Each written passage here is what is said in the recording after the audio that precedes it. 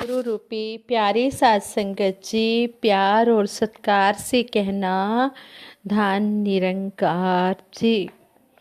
साध संगत जी, सतगुरु माता जी का लख लख शुक्राना करते हैं, जिनकी कृपा से हमारी ये जीवन की यात्रा उजाले में संपन्न हो रही है।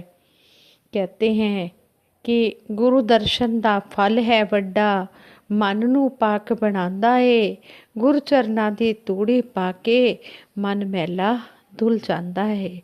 जब संतों महापुरुषों के दर्शन हो जाते हैं, सतगुरु के दर्शन हो जाते हैं, तो कहते हैं कि जो ये मन में मैल होती है ये साफ हो जाती है सतगुरु की कृपा से।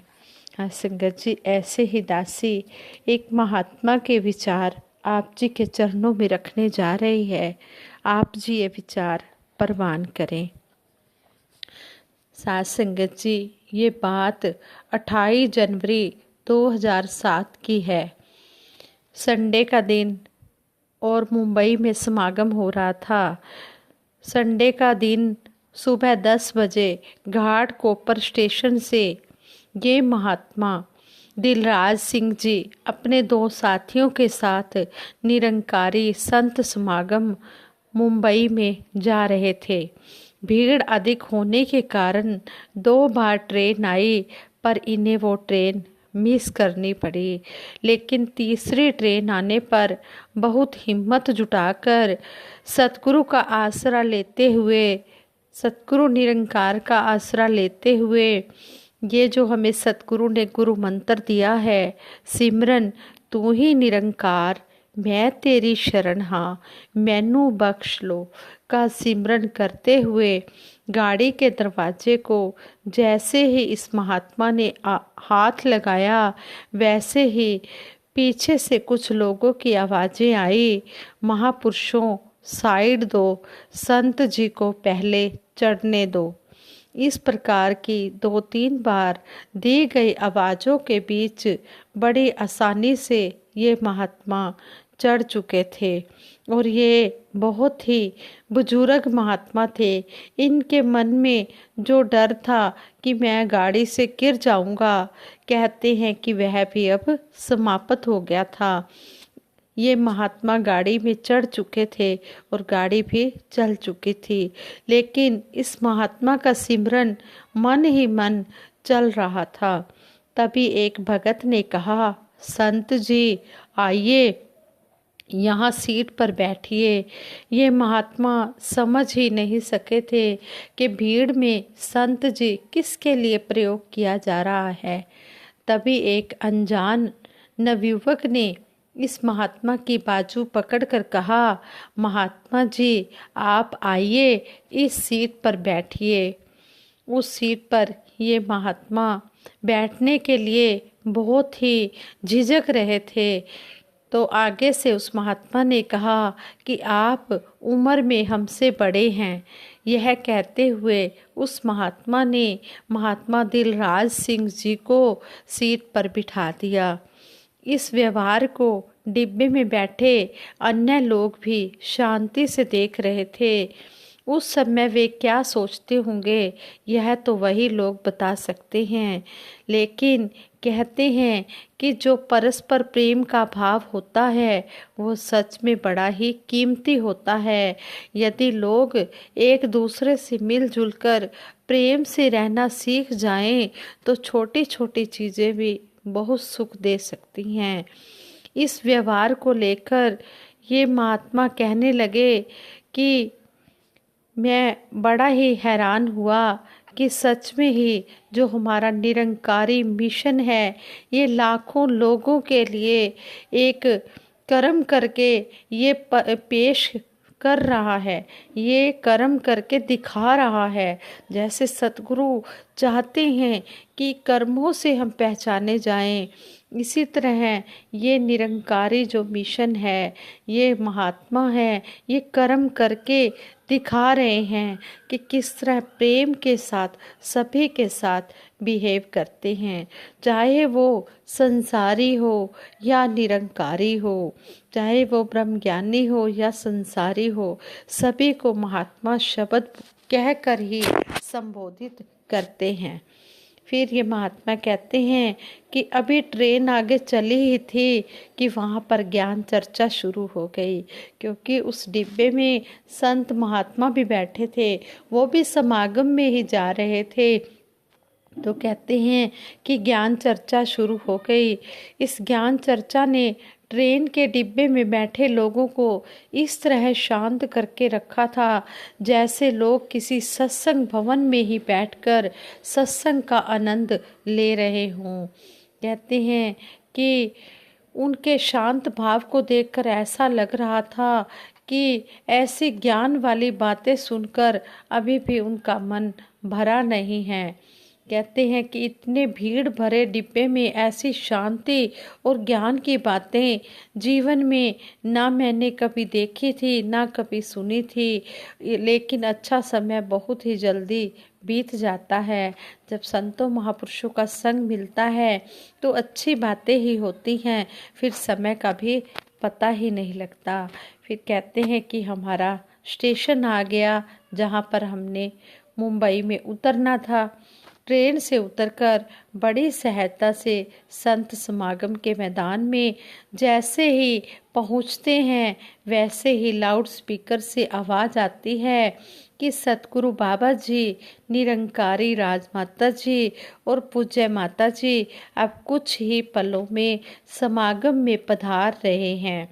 कुछ समय बाद ही सतगुरु बाबा हरदेव सिंह जी महाराज वहाँ सेवा दल रैली को संबोधित कर रहे थे। मैंने उन्हें ठीक से देखने का प्रयास किया, लेकिन मेरी नज़र कमज़ोर होने के कारण मुझे कुछ साफ दिखाई नहीं दिया। फिर मैंने अपने चश्मे को अच्छी तरह साफ करके देखने की कोशिश की, लेकिन कुछ भी फर्क नज़र नहीं आया। फिर मैंने इस निरंकार पार ब्रह्म परमेश्वर से अरदास की कि हे सच्चे पातशाह, मुझ बुजुर्ग की आँखों की ज्योति कुछ क्षण के लिए बढ़ा दो, ताकि मैं आपकी मनमोहनी साकार छवि को अच्छी तरह से देख सकूं। कहते हैं कि इस अरदास के बाद मैंने अपने चश्मे को कपड़े से साफ करके फिर आँखों पर लगाया, लेकिन मुझे कुछ लाभ नहीं दिखा। जैसे ही सत्संग का प्रोग्राम समाप्त हुआ, संगत मुख्य समागम पंडाल की तरफ जाने लगी।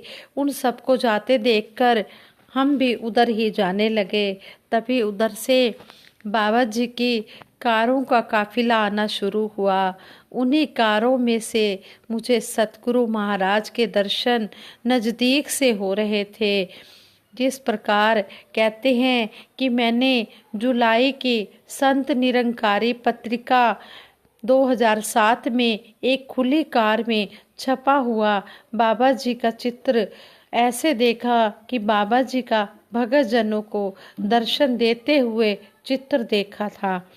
सतगुरु महाराज के निकट से दर्शन करके मुझे ऐसे लगा जैसे मेरी कई वर्षों की मेरी प्यास बुझ गई हो।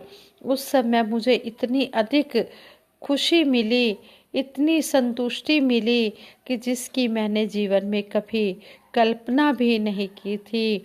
ये महात्मा कहते हैं, आज भी जब मैं ट्रेन के उस सफ़र और गुरु के दर्शनों को लेकर सोचता हूँ, तब मुझे लगता है कि निराकार पार ब्रह्म अविनाशी प्रभु के सिमरन में बहुत ही शक्ति है, बहुत ही जादुई चमत्कार है।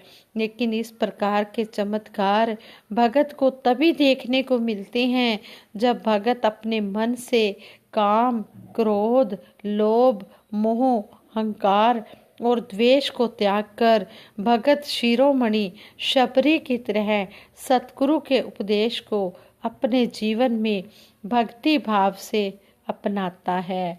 जैसे कहते भी हैं, भोले भाव रीझे रघुराई।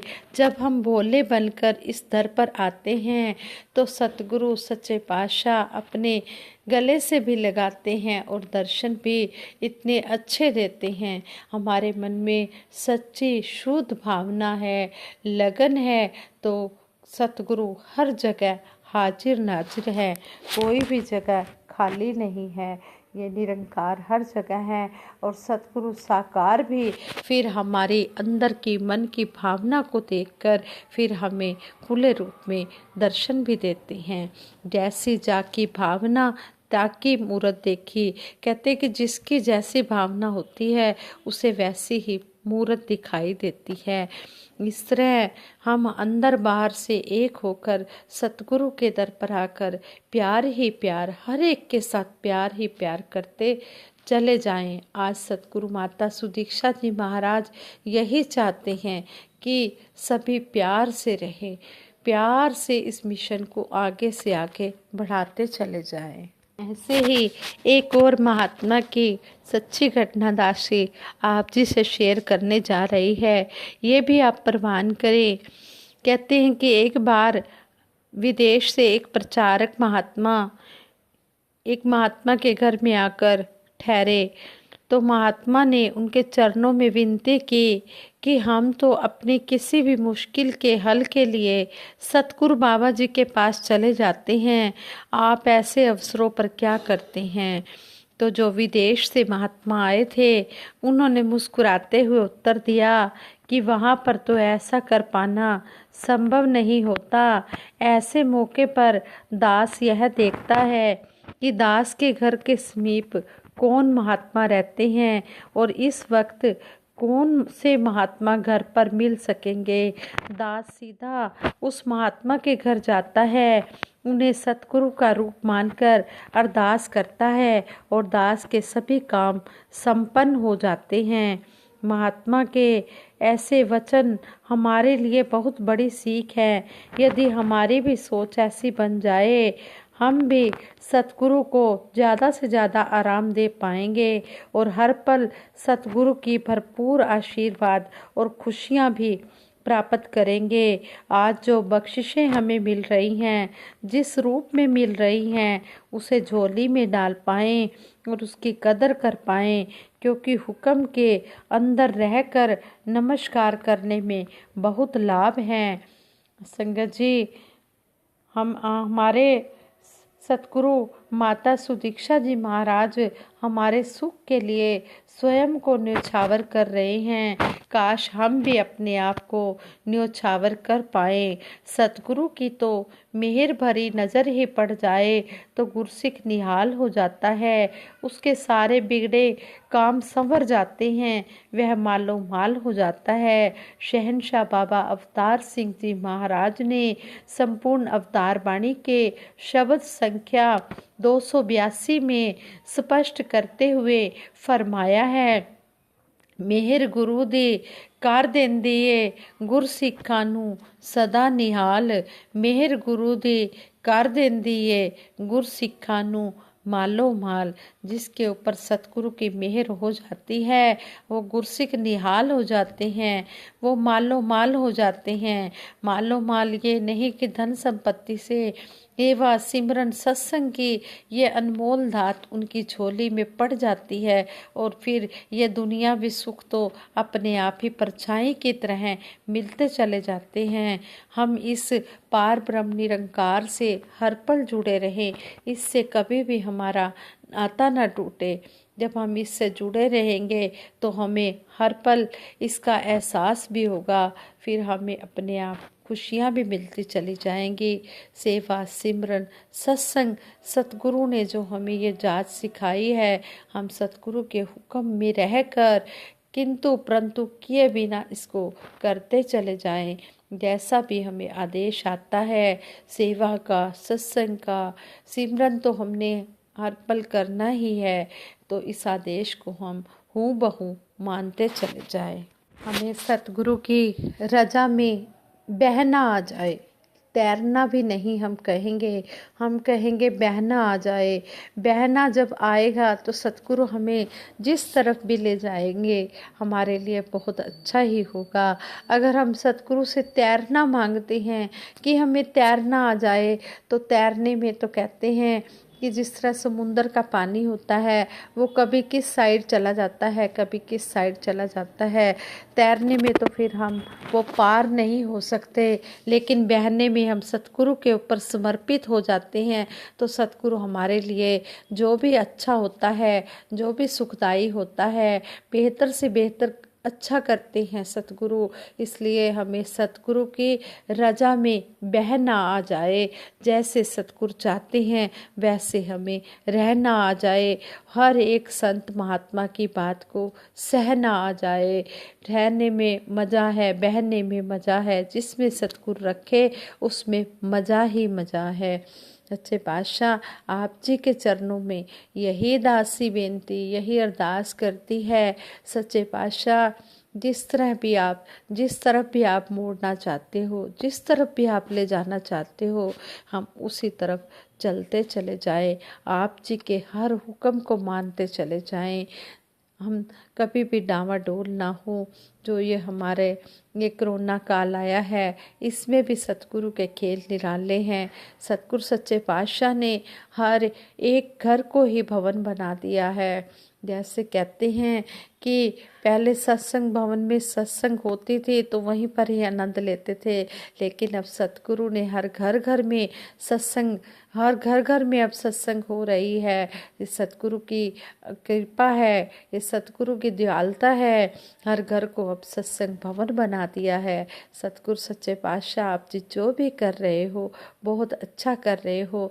आप जी के राज को आप ही जान सकते हो। बस हम तो आप जी के बच्चे हैं, सेवक हैं। सच्चे पातशाह बस आप जी हमें अपने चरणों से जोड़ कर रखना। चरना च बिठाया ही चरना विच रुल जावां, कि ताए जो मेरे ते उपकार न भुल जावां। सच्चे पातशाह जिस तरह आप जी ने चरणों में बिठाया है, इसी तरह हमें अपने चरणों में बिठा कर रखना। जो हमें ये अनमोल ब्रह्म ज्ञान हमारी झोली में आपने डाला है, इस उपकार को हम कभी भी भूल नहीं पाएंगे। सच्चे पातशाह हम आप जी के बहुत बहुत शुक्रगुजार हैं। और दासी सच्चे पातशाह आप जी के चरणों में सारे ही संसार के लिए अरदास करती है। सच्चे पातशाह सब दा भला करो करतार, साडी मंग है इदातार। साध संगत जी प्यार से कहना धन निरंकार जी।